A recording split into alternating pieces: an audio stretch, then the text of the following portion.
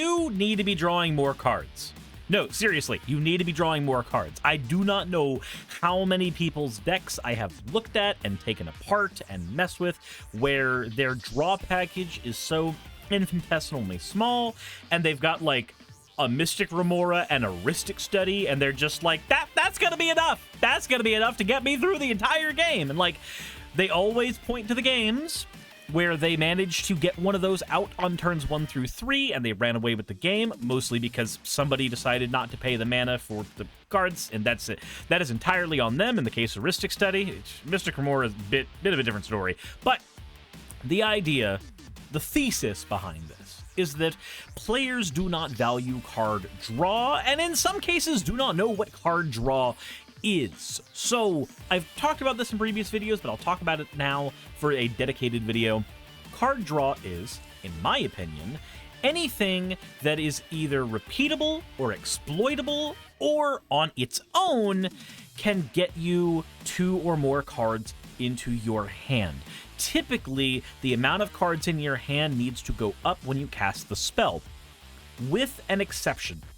There is looting, and looting can be draw in decks where the graveyard operates as a secondary hand. So in reanimation decks, looting is draw as far as I am concerned. But casting something like Consider or Opt, generally speaking, I will not think that that is draw. Just honest to God. Because if I have 6 cards in my hand, and I cast a Brainstorm, or I cast a Opt, or anything like that, the amount of cards in my hand remains the same by the time the spell has resolved, and only with a lot of manipulation will I gain other further benefits from those cards. This is the reason why when I made my Nira deck, which is mostly cantrips, that deck doesn't even have a draw section. It just has Beak Spell, Small Spell. So, with that criteria in mind, and if there is an exception to that rule, I will explain it as we get to the card that does make an exception to that rule happen. Let's go ahead and talk about card draw in Commander, and to make this as easy as possible, every card in this list that I'm going to be talking about is under $1, to the point where combined you could buy every single card on this list for $19. Just 19.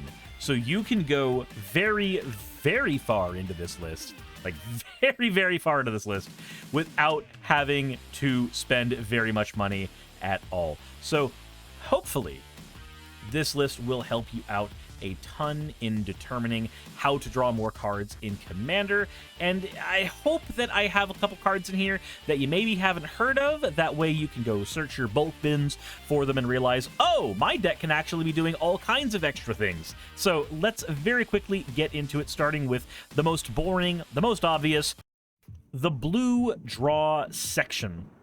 Of the 15 cards we have to talk about, there are a few repeat types of effects, but I will explain why in each and every instance of them, beginning with one of the best draws that blue has for aggressive decks, Bident of Thassa. Anytime one of your creatures makes contact with an opponent, you get to draw a card. This gets out of hand in little evasivity aggro decks like fairies very, very quickly, as does Reconnaissance Mission. And the reason I have these both in here is they both serve different sides. So Reconnaissance Mission is obviously stronger against red decks, whereas Bident of Thassa is going to be stronger against black decks, as those two colors struggle with removal of the other type of card. Also, Reconnaissance Mission has the bonus of being able to cycle it if we're running something like the Nest Warden deck that wants to cycle cards a lot, and Bident of Thassa also has the ability to force our opponents to attack this turn, so it does serve a secondary benefit as well. Then moving on to cards like Bonder's Fetch and Merfolk Looter. These are repeatable looting effects that will get you further into the game in reanimation style decks, and cards like Bonded Fetch even have haste attached to them to justify the extra mana that you spend on them, making them absolutely fantastic cards for mulling through your deck quickly, like with Champion of Wits, which will draw you 2 cards and then make you discard 2 cards the turn it comes into play most of the time, and then if we eternalize it later in the game, it comes up as a 4/4, meaning we draw 4 and discard 2. So over the course of a game, this card is drawing you 6 cards with its body, assuming you didn't blink it, assuming you didn't reanimate it, assuming you did nothing with Champion of Wits, it's drawing you plenty of cards. Leading into cards that throw things into the graveyard also benefit stuff like Dig Through Time and Treasure Cruise. These have the delve mechanic on them, which can make them much cheaper, and they net you tons of extra cards. Treasure Cruise is an ancestral recall as far as its effect is concerned, drawing 3 cards for 1 mana after a delve, and Dig Through Time can get you 7 cards deep into your deck to get whatever the heck it is that you want. And then we've got cards like Distant Melody. If we're playing a tribal/kindred-y deck, this is the type of card that you want to play, because this will let you choose any creature type and draw a card for every permanent you control that is that type. You playing dragons, you play Distant Melody. You're playing elves, you play Distant Melody. And then we have Divination, and all the cards like Divination, Council of the Soratomi, any of those that are just the 3 mana, draw 2 cards. And then, of course, Quick Study, which is the instant cast version of this effect, which has Power Crept Divination. These cards are very heavily slept on, and they really shouldn't be, because if you have nothing else to do on a turn, being able to just go, you know what, I pay 3 and I draw 2, it does not hurt to do that. But then we have really explosive cards like Fact or Fiction. Reveal the top 5 cards of your deck, your opponent sorts them, and then you get to pick a pile that you want. These cards are fantastic in reanimation style decks, or decks that have an Underworld Breach win con type of effect. Storm decks love cards like Fact or Fiction. Any deck that wants to see lots of cards in the deck and doesn't care if they're in the graveyard, Fact or Fiction does a ton of work. Leading into Pull from Tomorrow and the billions of X-cost spell cards you have access to in blue, Mind Spring being another one of them. If you want a comprehensive list of them, look at my Zaxara build, where I played like 10 of these so that I could turn them into Hydras. But any of these pay X into to draw cards. If you're playing like a Simic deck, these are always doing well. If you're playing a treasure-heavy deck, this is a great thing to sink treasures into.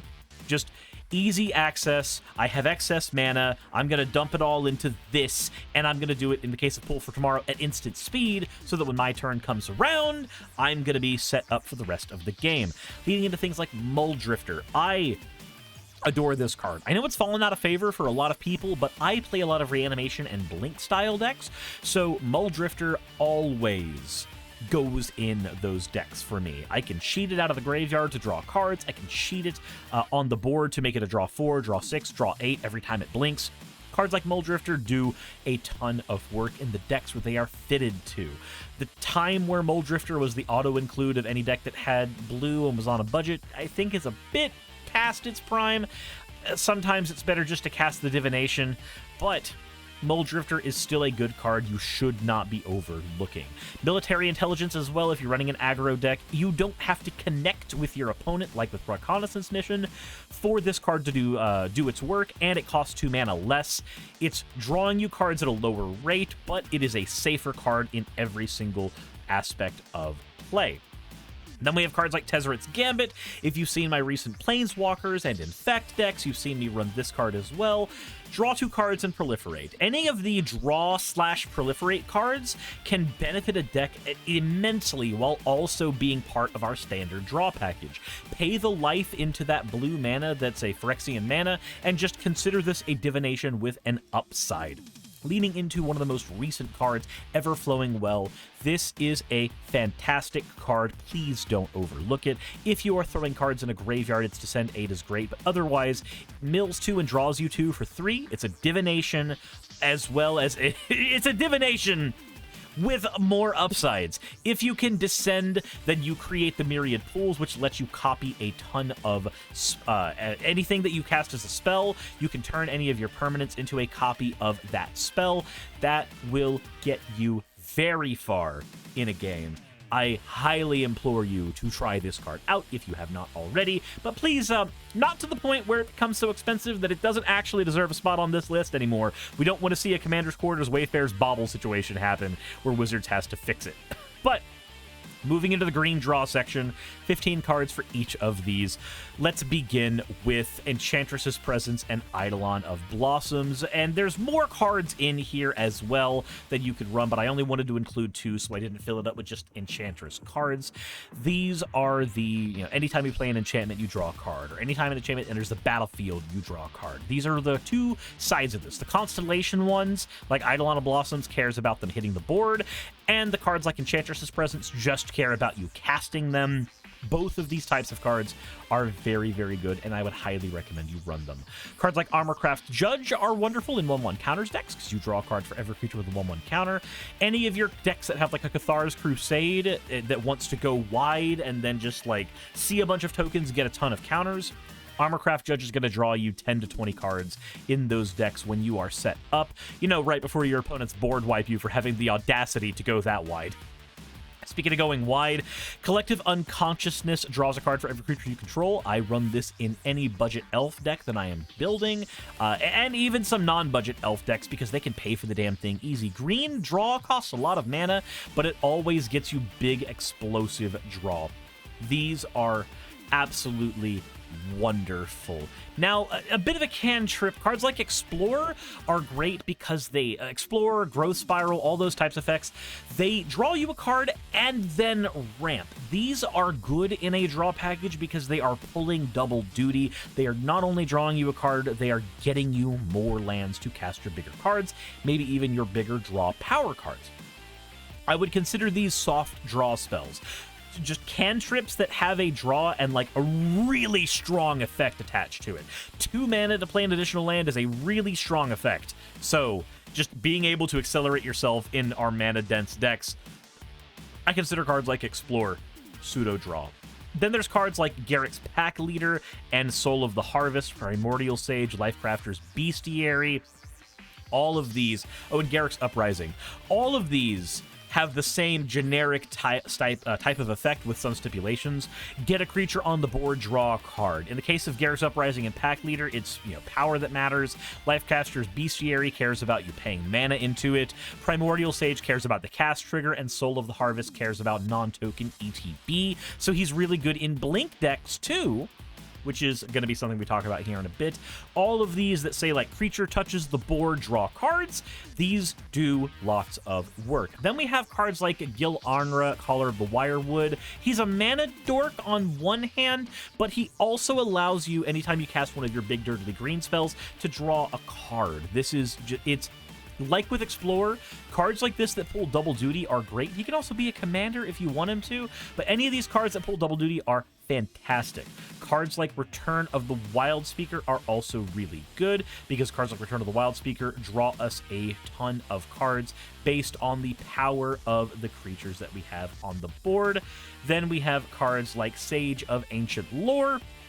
Anytime it enters the battlefield, we get to draw a card. Again, if you are playing any type of blinking deck, this will do you lots and lots of good, especially since its flip side also is a strong werewolf if you're running that kind of deck as well. It has power equal to the cards in all players' hands, so it will go crazy on top of just being, a good card that you can blink for draw.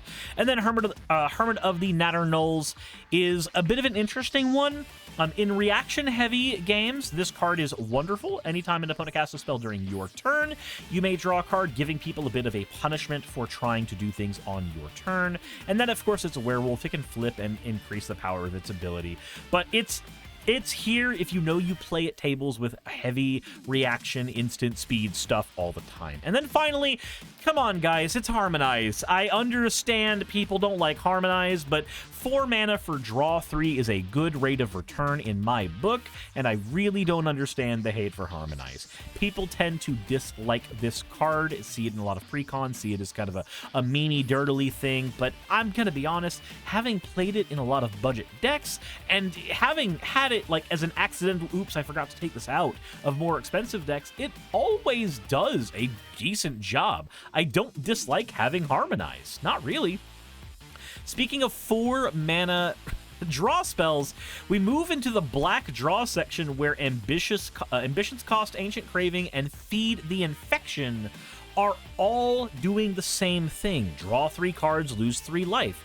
I really, really, really like these kinds of effects. They pad out a deck to draw engine very, very easy. And for 4 mana, you also get stuff like Hostile Negotiations. It's Fact or Fiction, but in black. It's got more text on it. You can pause the video and read it if you really want to. And then, of course, if you're playing black, there's an effect that you have a lot of. Harvester of Souls, Midnight Reaper, Grim Haruspex. All of these creature dies draw card abilities are fantastic in a black deck, which, speaking of creatures dying and drawing cards, we also have stuff like Costly Plunder and Nasty End. And of course, you know, at higher budget values, we've got things like Deadly Dispute. These sack a creature, draw card abilities are all really, really good. And then for generic draw, you've got cards like Blood Pact, draw 2 cards, lose 2 life at instant speed. Sign in Blood, which is the same thing, but it's sorcery speed. Read the Bones, which adds a scry to the ability. Mephitic Draw, which draws a card when it comes into the battlefield, and also when you kill it with something like Costly Plunder. And then the creme de la creme, Greed. Pay 2 life, draw a card, pay a mana every time you do it. If you have a deck that gets a lot of life, like a Braids deck, Braids is my main deck that I put Greed in. It gets you cards so fast and so strong. It is wonderful. And then you've got cards like Cut of the Prophets.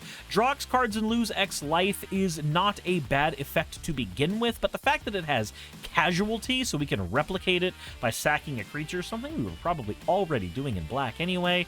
Come on, people. It's easy to draw cards in Magic. It's not hard. But of course, you may be saying, Suris, those were the easy colors. Of course green can draw based on creatures. Duh. Blue can draw? Come on, man. Black draw? As long as you've got a life pool, of course it can. Where are the hard colors? Well, fine. Let's go ahead and begin with red. Looking at our 15-card red draw package, we've of course got things like Cathartic Reunion in here, Thrill of Possibilities, these very easy to access. I pay a certain amount of mana, I draw 2 or 3 cards by discarding a number of cards as well. These are wonderful, like I said, in your reanimation style decks. They are not really great draw outside of those, so don't try to run them outside of those decks thinking that they will contribute to your draw package, because they don't increase the amount of cards in your hand. They can, however, get rid of dead cards, like excess lands, and replace them with potentially live cards, so it's not actually that bad to run them for that if you're running a very land-heavy deck, but still, I like them mostly in reanimation decks. But you know what else is really good for those kinds of decks? Cards like Change of Fortune, Decaying Time Loop, these types of cards, Magus of the Wheel, these are all wonderful wheel effects. Wheeling is one of the other things that red is great at. But I want to go ahead and point out Invasion of Kaldheim.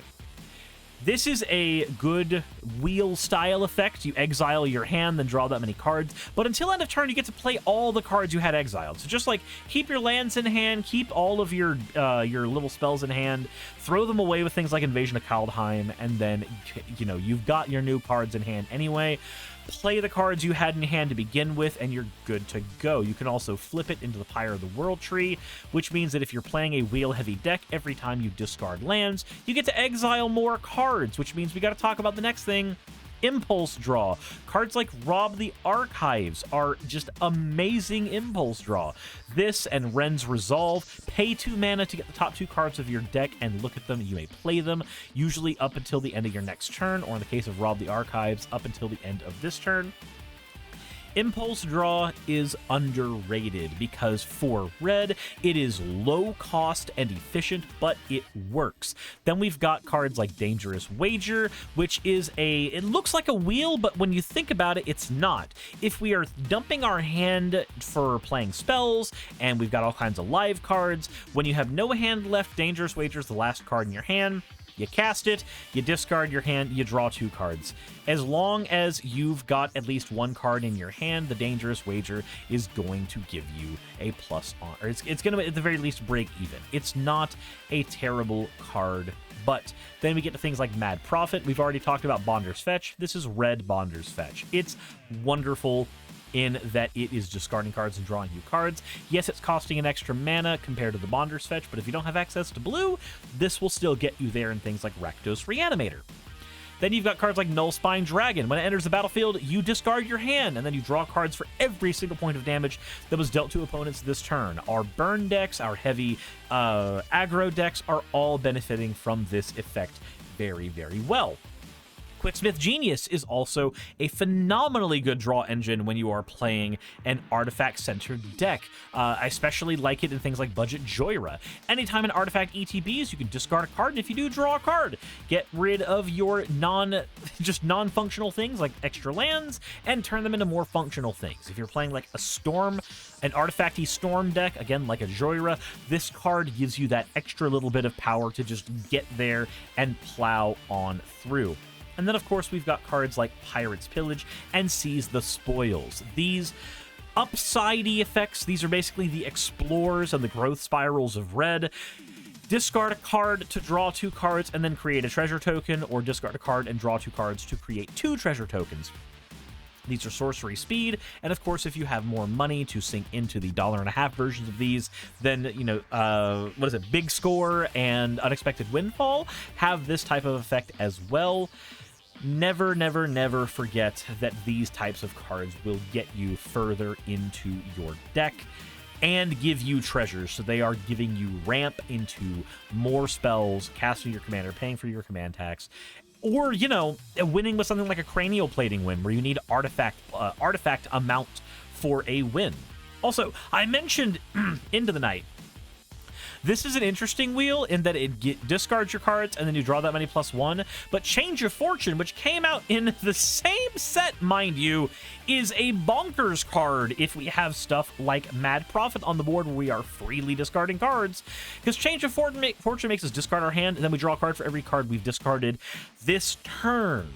Not with the Change of Fortune. So if we got 3 cards in our hand when we discard them with Change of Fortune, but we've discarded a couple cards with like Mad Prophet and maybe even a Cathartic Reunion, Change of Fortune is drawing us 5 cards instead of 3 cards. So we can actually use Change of Fortune to increase the amount of cards in our hand very easily if the deck is built for it. But of course, that leaves us into the hardest color, the problem color. The color that nobody wants to play in a mono version until that meme finally dies. We got to talk about white. And of course, we have a 15-card white draw package here as well, beginning with Alms Collector. If any opponent would draw 2 or more cards, instead, you take one of those draws. That's a 40-cent card. You can put this in a deck. It's easy. Everybody wants to draw cards. It's even got flash. You can just usurp somebody's draw with this Notion Thief at home. Then you've got Cut a Deal. Every opponent draws 1 card, but then you draw 3. This is a 3-mana draw 3, where the downside is not that bad. Not really. Then we've got cards like Mentor of the Meek and Rumor Gatherer and Welcoming Vampire. These are the creature ETBs draws cards, and they all do a fantastic job at what they do. Extra points for Rumor Gatherer in that it gives us a scry as well. So for top deck manipulation decks, this can get us there. Also, it's an elf. I didn't know it was an elf until I was building Galadriel. So, yeah, it's an elf. So if you're playing an elf deck, elves ETB all the time. This is great draw for that. Also, I mentioned Enchantress in the green section, so of course we got to talk about it in the white section.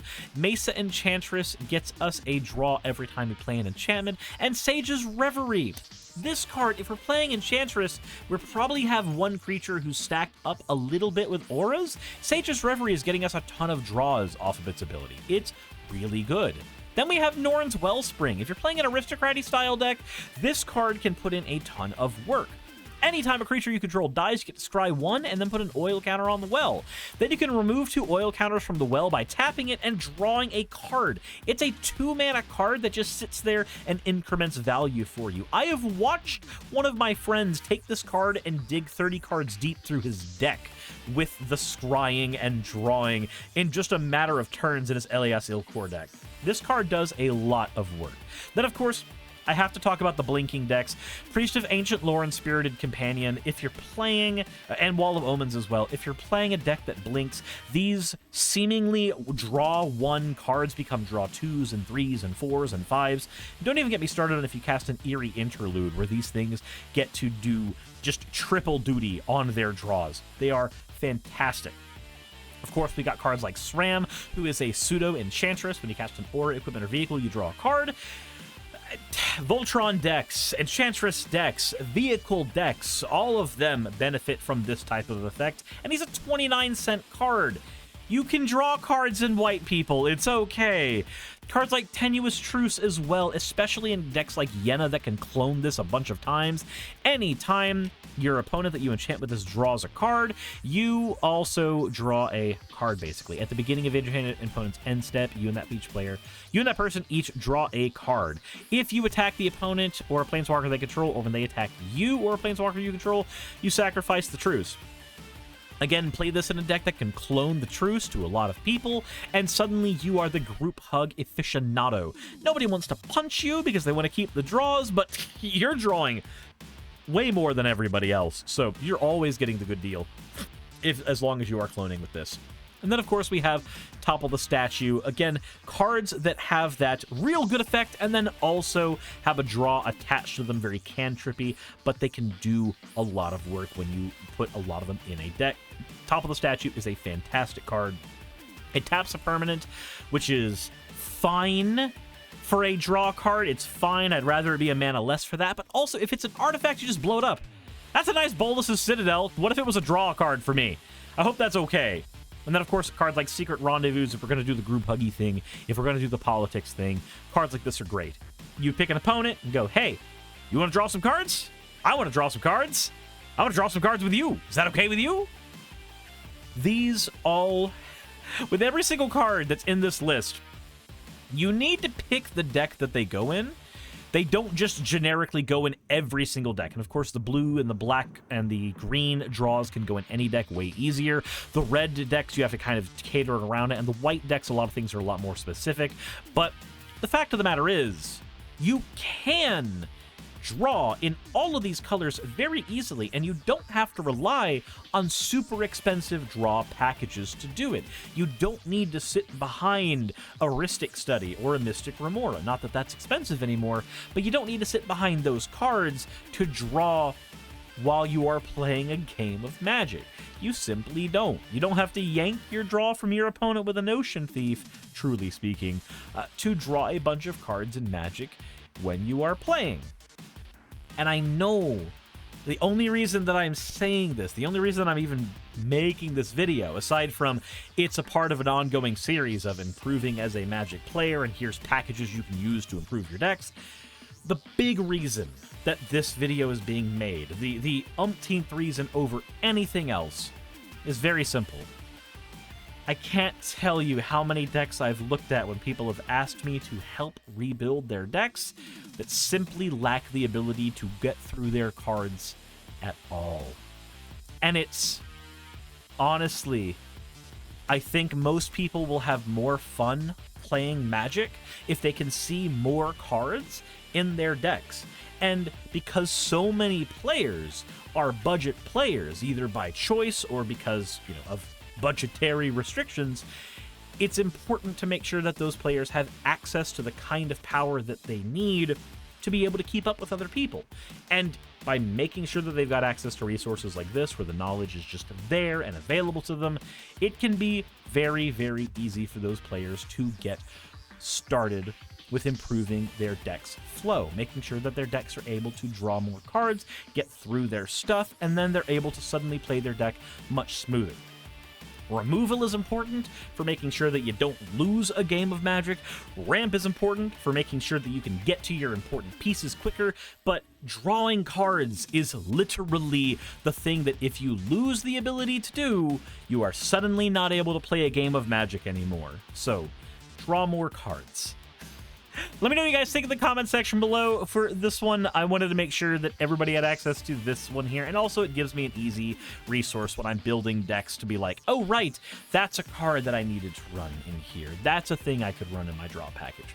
Also understand, this is a primer. This is not even a comprehensive guide to drawing. This is a budget player's starting foundation. When you are building your decks, this is the stuff that you can use for building a variety of decks and drawing more cards. But there's all kinds of other things in Magic you can look for, and I implore you, use things like Scryfall to keyword search your way through and find different cards that you can play, that you will enjoy playing, that will draw you lots and lots of cards. Oh, and I didn't even talk about colorless cards. I didn't even talk about multicolor cards. Cards like Deathreef's Ritual and Moldavine Reclamation are amazing, but they are multicolored cards, so they are harder to slot into some decks. So let me know what you think. Hit the like button if you haven't already, subscribe if you haven't already, and as always, everybody, insert end of video tagline here. Hey, I just quickly want to give a thank you to all of my wonderful patrons who keep this show running. YouTube and Twitch are a pretty bumpy ride at the best of times, and the stability that Patreon provides me is worth more than I can say here. I also like to thank each and every one of my $20 and up patrons here. And they would be Red Joker, Britzkrieg, Cameron, Dren, Jemshin, Smiling DM, Poundini, Nabbity Babbity, Naomi, Isaac, Agamotto, Jordan, Ravi, Giuni, Kiratorian, Prisma, all of you, Sagitt, I'm not saying that part, and Starlight. And finally, thank you to everyone else that helps keep this channel alive. While you're here, why not check out another video? And thank you for watching.